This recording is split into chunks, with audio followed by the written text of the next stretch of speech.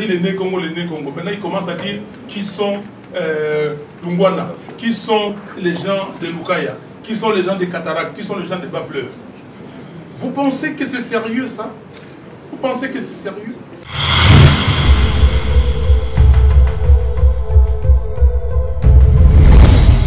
Donc, peuple congolais, les gens qui viennent vous parler du tribalisme, rejetez-les parce que ce sont des gens instrumentalisés sans qu'ils le sachent pour que Kabila et ses amis continuent à passer dans leurs projets de balkanisation et de peuplement du Congo.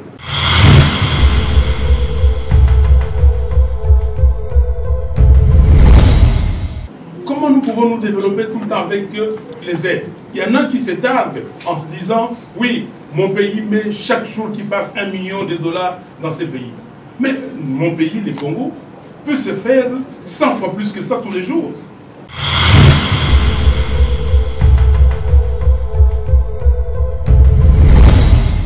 Nous avons besoin de ces réformes le plus rapidement possible pour aller aux élections. On ne peut même pas attendre 2023 parce que ça, c'est faire souffrir le peuple congolais.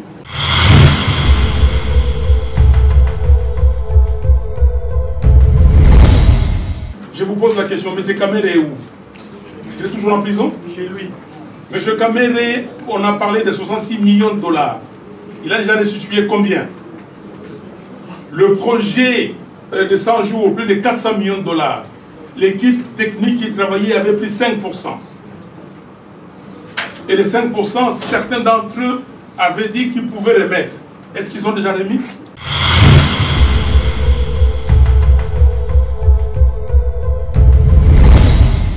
La balkanisation a pris une autre forme.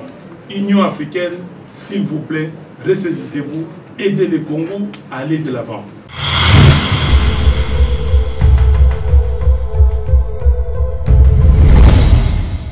Sortant de la Mouka. Et va s'en suivre la troisième étape, qui sera la passation de flambeau de la Mouka par le coordonnateur sortant au coordonnateur entrant. Et la dernière étape, ça sera le mot du coordonnateur entrant. Nous avons répondu nombreux à cette cérémonie de passation de pouvoir entre le coordonnateur sortant que je suis et le coordonnateur entrant, le président Martin Fayoulou. Évidemment, cette cérémonie, forme de tradition, a été précédée par les présidiums, les assises du présidium, comme des coutumes. Évidemment, ces assises ont pris un peu plus de temps. Attention, il faut rappeler aussi que la presse a fait des commentaires dans tous les sens. Les uns de bonne foi, les autres ils ont allé un peu pour faire un peu d'instrumentalisation de l'opinion. C'était tout à fait normal que nous prenions un peu plus de temps. Pour deux raisons. La première, c'était que nous sommes dans un contexte de corona et qui fait que, de manière générale, on n'est pas ensemble. Et pour les faits, on organise nos assises par vidéoconférence. Et comme il s'agissait des débats, c'est la deuxième raison, nous devions réviser notre convention, s'il vous plaît, monsieur de la presse.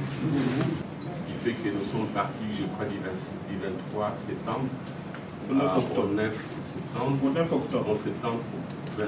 Du 23 septembre au 9 octobre. Donc ça a pris un peu plus de temps. De manière globale, ça va être dit tout à l'heure par le porte-parole, nous avons changé la durée du mandat. On est passé de 3 à 9. Il fallait se mettre d'accord sur les délais, ça a pris un peu de temps. On se disait, ben, est-ce qu'on peut aller à 6 à 9, donc on s'est mis d'accord sur 6 mois. Ensuite, nous avons dit dans le contexte actuel difficile, pour simplifier la passation du pouvoir de manière à ce que désormais la passation du pouvoir se fasse de manière automatique, qu'il n'y ait plus de rituels comme c'est le cas aujourd'hui. Ensuite, on a dû décider aussi que les membres, plutôt le parti des leaders, qui sont les fondateurs de la Mouka, ce parti soit aussi membre adhérent, en attendant que les autres adhérents viennent. ils seront soumis à un critère, bien entendu. Voilà plus ou moins, je me limite à ça, les restes vous sera dit. Aussi, peut-être pour terminer, je dirais que mon mandat à moi s'est inscrit sur les signes ou les mots de la vérité des urnes, entendus comme vérité, expression de vérité qui respecte la volonté du peuple. Comme vous savez, les élections 2018, décembre 2018, ont débouché sur un chaos. Et nous, la Mouka, nous demandions, par rapport à ces chaos, qu'on puisse récolter le voix. C'était ça pour nous la vérité des urnes. On ne nous a pas écoutés. On a dit, mais alors qu'on puisse publier les résultats. Comme ça, on pourra voir la vérité à travers la publication, circonscription par circonscription. On ne nous a pas écoutés. Et nous avons dit, la vérité, on peut l'avoir aussi en organisant des nouvelles élections, pour qu'on aille à la vérité des urnes. Là aussi, on ne nous a pas écoutés. Et nous avons dit, bon, très bien, on ne veut pas organiser des nouvelles élections. Nous voulons des élections qui peuvent avoir lieu un peu plus tard, mais le plus tôt possible.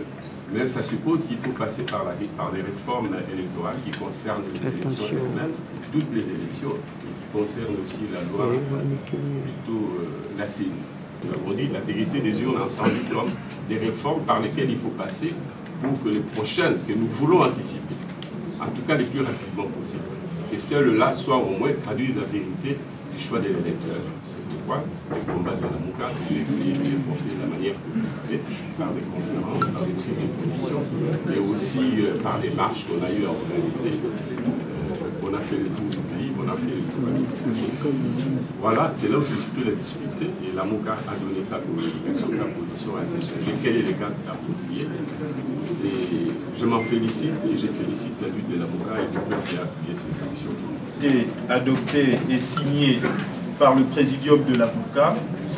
Le premier acte, c'est la décision numéro 001 presse la Mouka 10 2020 du 5 octobre 2020 modifiant la convention du 27 avril 2019 portant création de la plateforme politique la Mouka.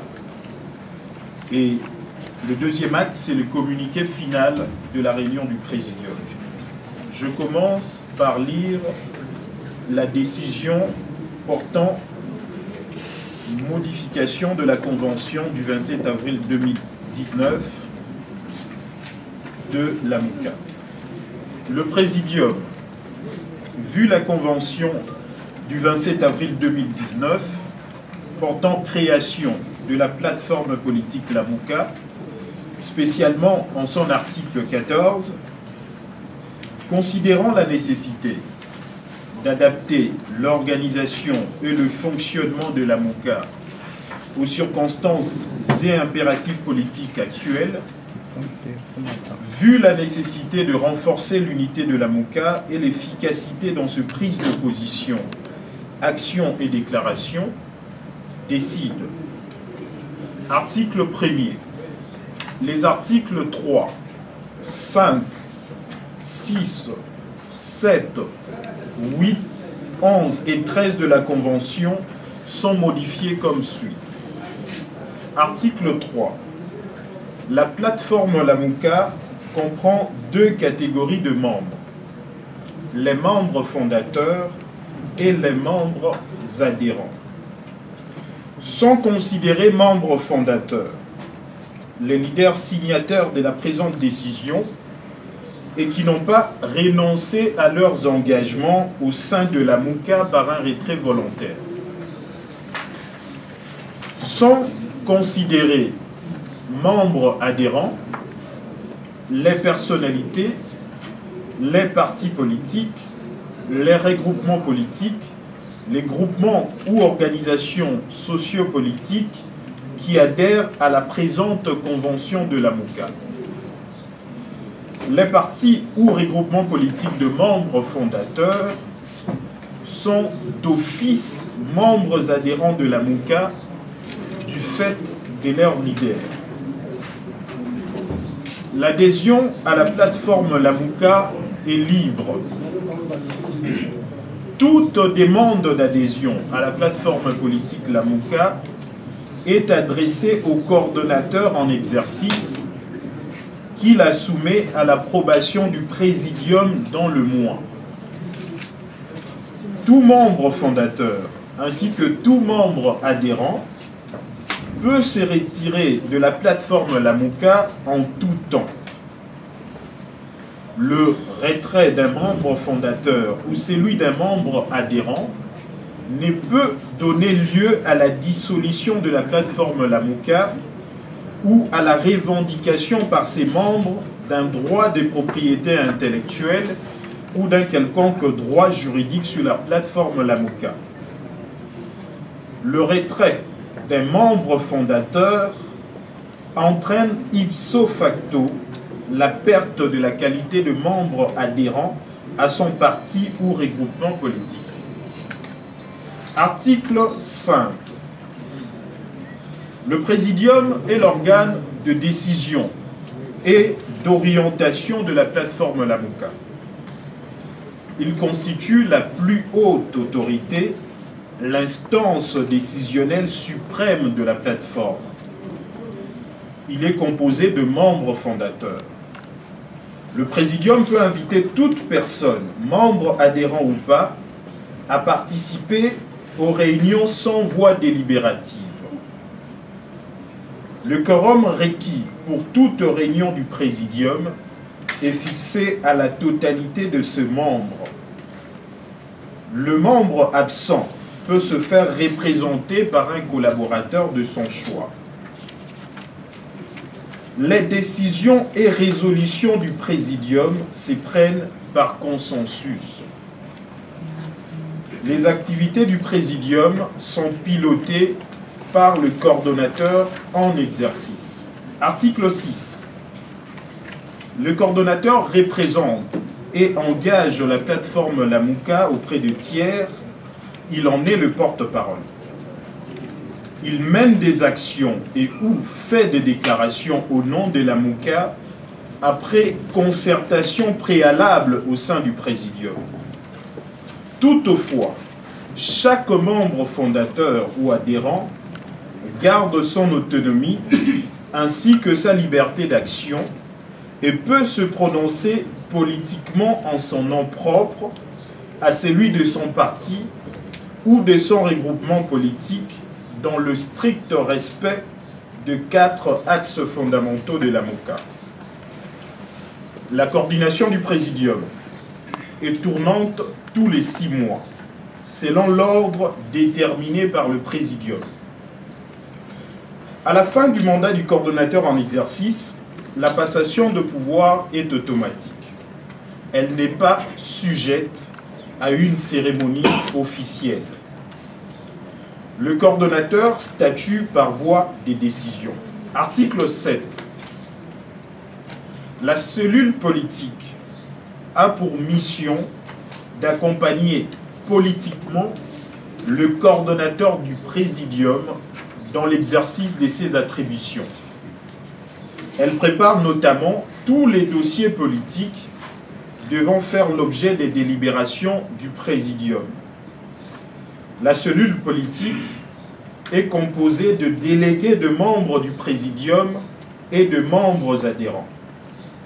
Elle peut, selon le besoin, faire appel à des compétences ou à des expertises extérieures à la plateforme Lamouka, voire au sein de forces politiques composant la plateforme. Le nombre de membres de la cellule politique ainsi que le quota de membres fondateurs et des membres adhérents sont fixés par le présidium. La cellule politique est présidée par un délégué du coordonnateur en exercice. Article 8. Le secrétariat technique assure la gestion administrative de la plateforme Lamouka.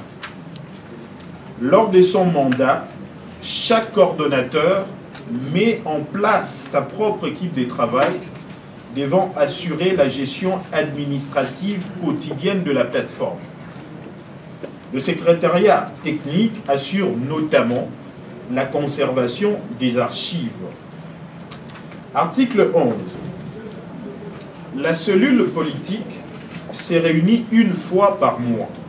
Elle s'est réunie également une semaine avant chaque réunion du présidium. Elle peut, en cas de besoin, tenir une réunion extraordinaire à la demande du coordonnateur. Les propositions de la cellule politique sont prises par consensus et transmises au coordonnateur. Article 13. Tout manquement aux objectifs de la plateforme Lamouka par un membre fondateur ou par un membre adhérent est soumis au présidium pour traitement.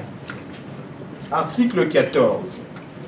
Les présentes modifications à la Convention entrent en vigueur à la date de la signature de la présente décision par les membres du présidium.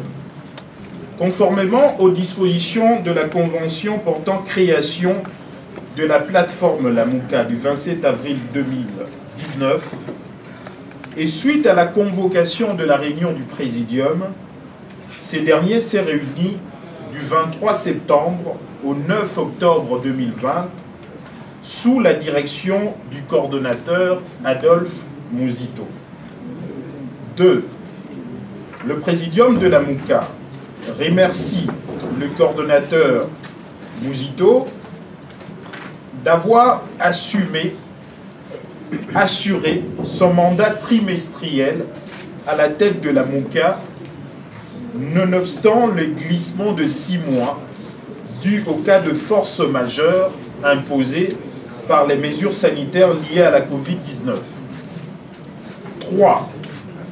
Le présidium a révisé sa convention du 27 avril 2019 pour adapter son organisation et son fonctionnement aux circonstances et impératifs politiques actuels, modifiant les articles 3, 5, 6, 7, 8, 11 et 13.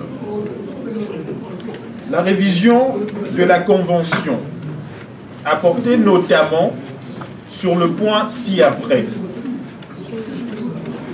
La durée du mandat du coordonnateur de Lamouka passe de 3 à 6 mois. La prise de fonction par les coordonnateurs entrants devient automatique. Elle n'est plus sujette à une cérémonie de passation de pouvoir. Le présidium est constitué de membres fondateurs, signataires de la décision portant révision de la Convention. Les partis et regroupements politiques de membres fondateurs sont désormais reconnus comme membres adhérents de Lamouka. 4. Le présidium constate que les crises à répétition connues sur le plan politique, sécuritaire, économique et social dans notre pays de 1960 à ce jour fragilisent la cohésion nationale et maintiennent le peuple congolais dans la précarité et l'insécurité totale. 5. Le présidium condamne énergiquement l'instrumentalisation du tribalisme et du régionalisme, ainsi que les violences, les viols, les kidnappings, les massacres et les autres violations de droits de l'homme qui ne cessent de prendre de l'ampleur depuis janvier 2019. 6. Le présidium condamne avec force la présence inacceptable de troupes armées de certains pays voisins sur le territoire congolais. 7. Le présidium apporte son soutien total au prix Nobel de la paix du Dr Mukwege au regard de menaces dont il fait l'objet. Le présidium saisit cette occasion pour remercier sincèrement la MONUSCO qui assure sa protection. 8. Le Présidium condamne la corruption généralisée qui a élu domicile au pays et qui perdure dans toutes les institutions de la République, ainsi que le coulage de recettes publiques érigé en système de gouvernance du pays, source d'enrichissement illicite et de l'appauvrissement de la population. 9. Le Présidium exige de réformes institutionnelles, notamment celles de la CENI et de la loi électorale. Ces réformes doivent se faire de manière consensuelle entre les parties prenantes dans un cadre paritaire. 10. Le Présidium tient au respect de l'article 70 de la Constitution qui dispose « Le Président de la République est élu au suffrage universel direct pour un mandat de 5 ans renouvelable une seule fois. » Il est donc hors des questions d'envisager l'élection du Président de la République au second degré par le Parlement. Point 11. Le Présidium continuera à mobiliser le peuple pour l'indépendance de la CENI et pour que les membres de cette institution soient choisis après les réformes souhaitées par tous. 12. Le Présidium appelle la population à rester vigilante et en alerte pour la défense globale de la Constitution, spécialement en ses articles intangibles. 13. Le Présidium lance de ce fait un appel patriotique à toutes les forces de changement et à l'élite congolaise pour le réveil de conscience de manière à se joindre à son combat pour l'avènement d'un véritable État démocratique en RDC. 14. Le Présidium a décidé de la rotation suivante pour la coordination tournante. Le 10 octobre 2020, c'est le président Martin Fayulu qui prend les commandes. Le 10 avril 2021, ça sera le tour du président Moïse Katumbi. Le 10 octobre 2021, le président Jean-Pierre Bemba. Et le 10 avril 2022, ça sera le tour du coordonnateur sortant, Adolphe Mouzito, de revenir dans les commandes. Et ça sera comme ça chaque 6 mois. 15.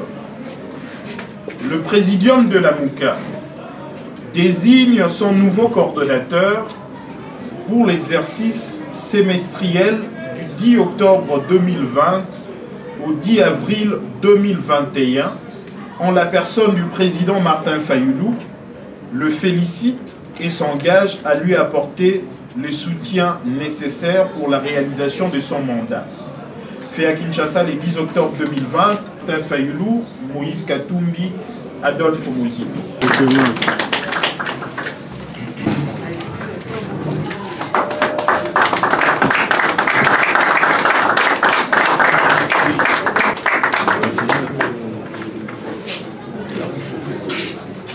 Responsabilité des Congolais.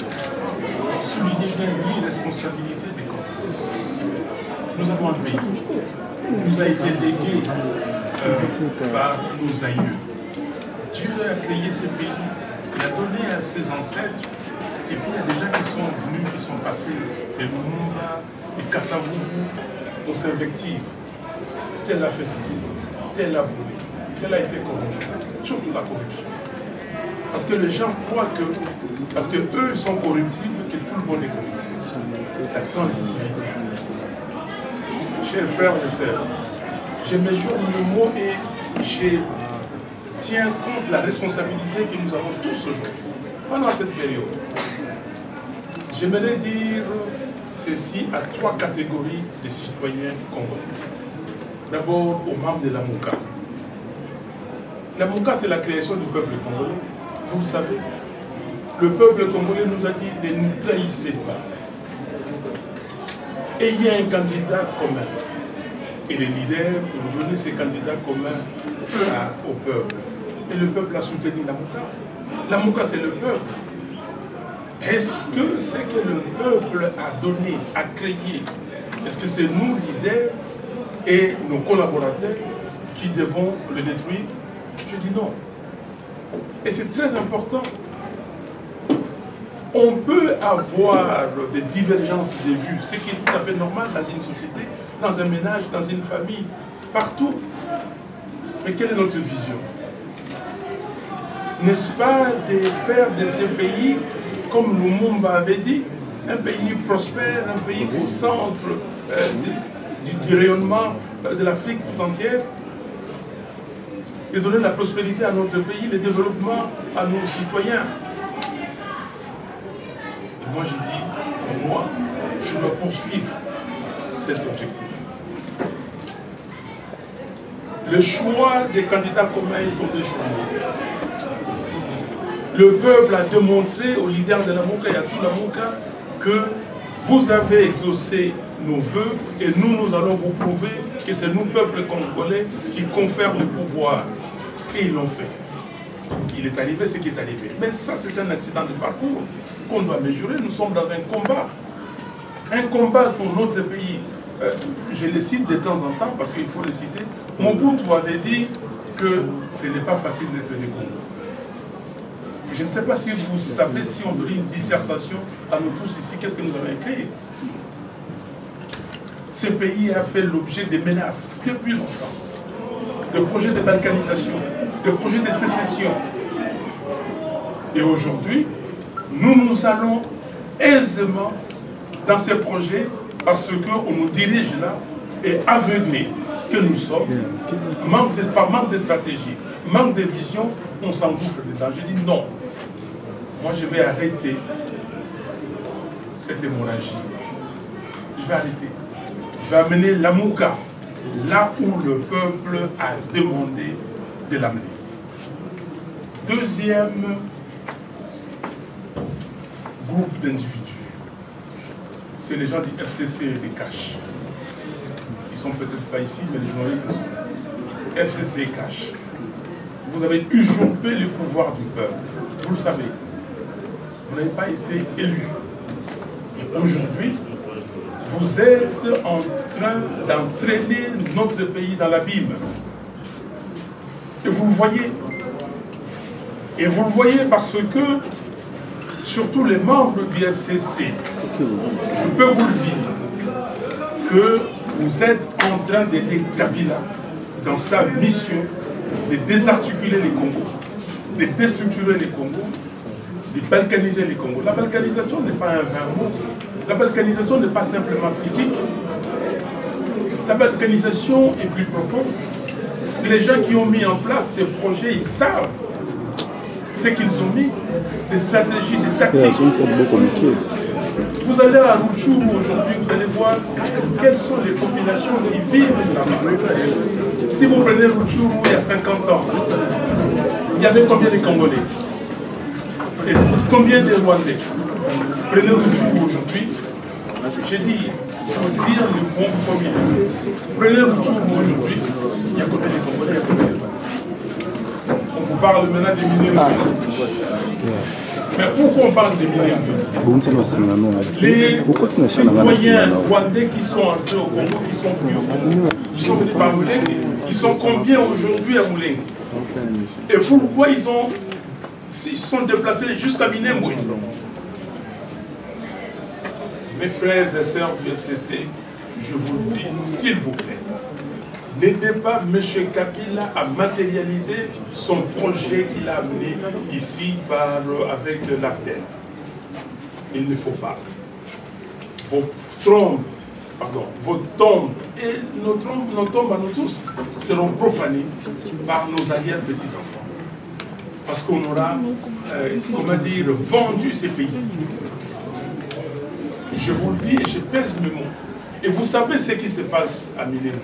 Vous savez ce qui se passe en Ituri aujourd'hui. Vous savez ce qui se passe à Beni, à Butembo, à Rutshuru, à Masisi, à Walikale. Vous le savez très bien.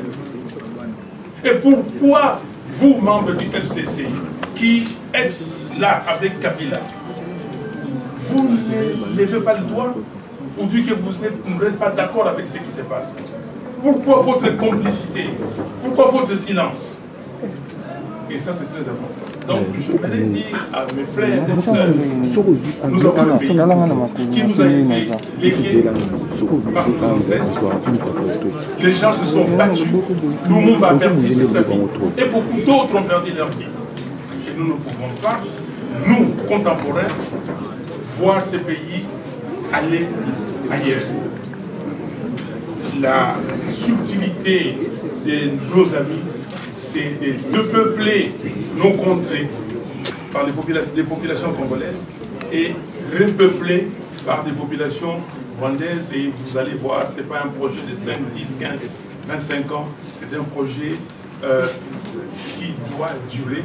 Un jour, on viendra ici, on vous dira référendum d'autodétermination. Donc, chers frères et sœurs, ressaisissez-vous pour que nous puissions rebâtir notre pays. Je parle maintenant au mouvement citoyen. Où est l'élite congolaise? La succession. L'élite congolaise. Il y a des gens chez eux qui travaillent, qui organisent des sessions de formation, des sessions pour expliquer aux gens ce qui se passe. Dieu merci que nous avons le docteur Mukwege. Dieu merci. Et je remercie l'Éternel pour ça.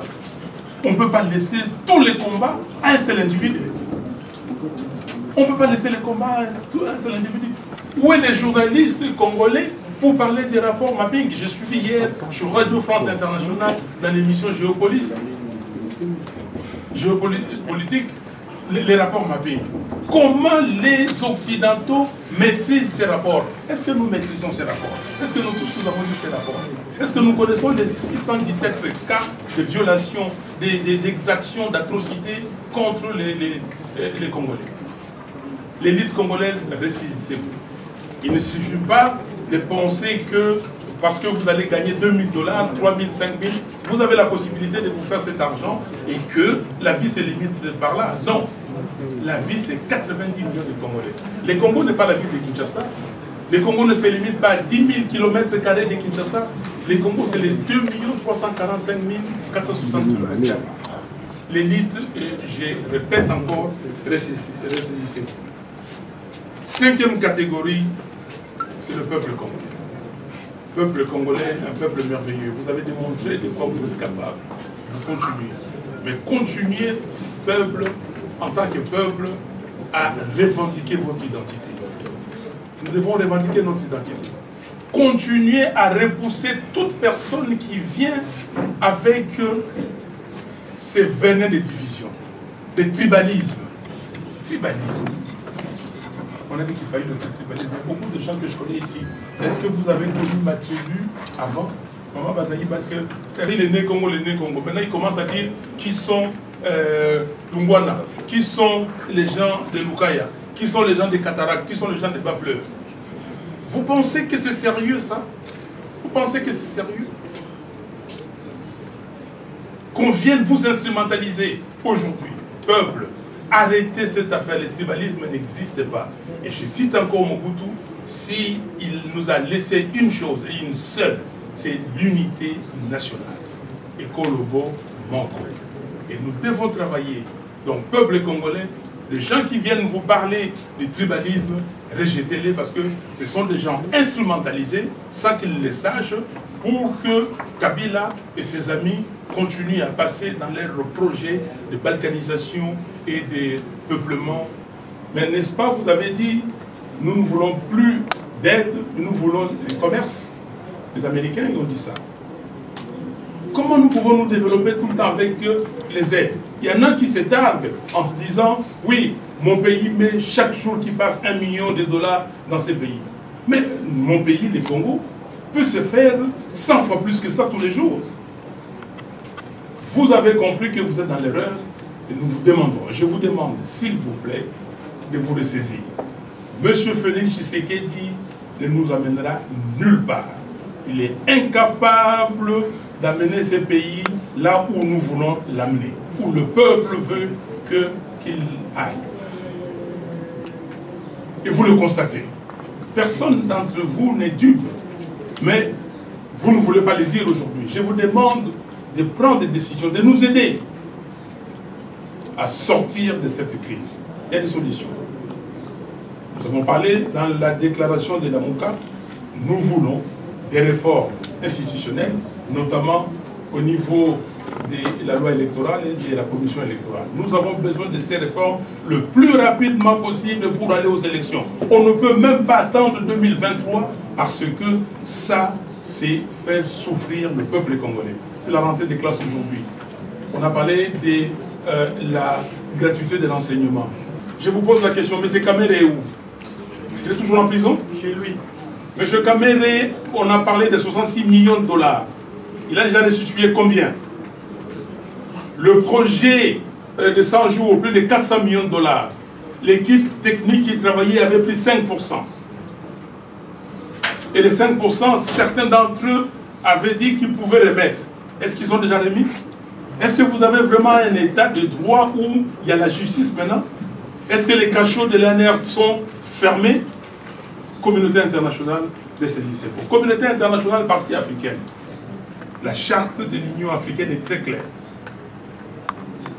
Ne venez pas nous dire ici que nous tous, y compris les Occidentaux, nous travaillerons pour que le Congo garde ses frontières de 1885. C'est un langage que nous comprenons. Parce que la balkanisation a pris notre forme. Union africaine, s'il vous plaît, ressaisissez-vous, aidez le Congo à aller de l'avant. SADC, s'il vous plaît, messieurs, mesdames de la SADC, faites comme la CEDEAO pour que nous puissions travailler main dans la main et amener l'Afrique là où le monde entier l'attend. Voilà, chers... Merci beaucoup. Abonnez-vous sur notre chaîne, cliquez sur la cloche de notification pour ne rien rater de nos publications.